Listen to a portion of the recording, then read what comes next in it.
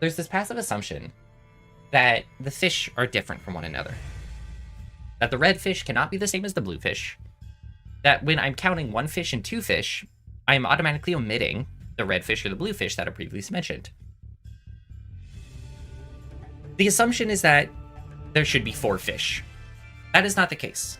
That does not have to be the case. It could be the case.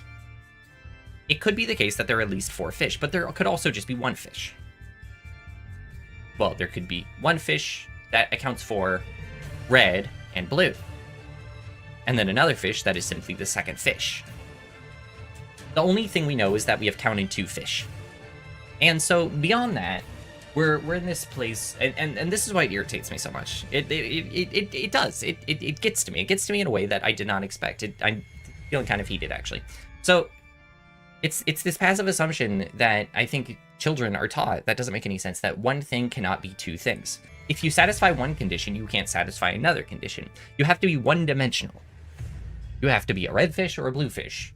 Like, you can come in a lot of different shapes and sizes, but the thing is, you are going to fit a criteria. And that's irritating as hell. You are going to... It goes against the idea of, like, category theory. For example, it's not uncommon, you're talking about equivalence relations, reflexivity.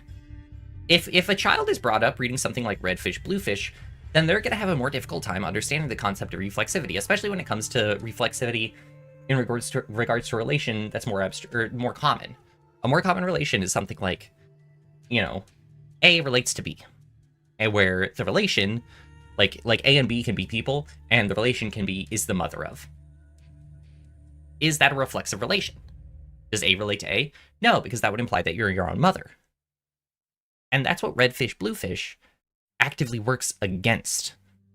It's getting this idea into children's heads that these relations cannot exist. So it's not only on a social status, it's not only a social thing of, like, you have to fit into different social groups and whatnot. It's also actively working against a mathematical perspective of something like category theory, which is very useful to understanding basically every form of mathematics, and subsequently so many different forms of learning. In general, category theory can be applied to many different things. And you can't expect people to learn that if they're getting taught ridiculous lessons by Dr. Seuss with this BS of red fish, blue fish, one fish, two fish being four separate fish.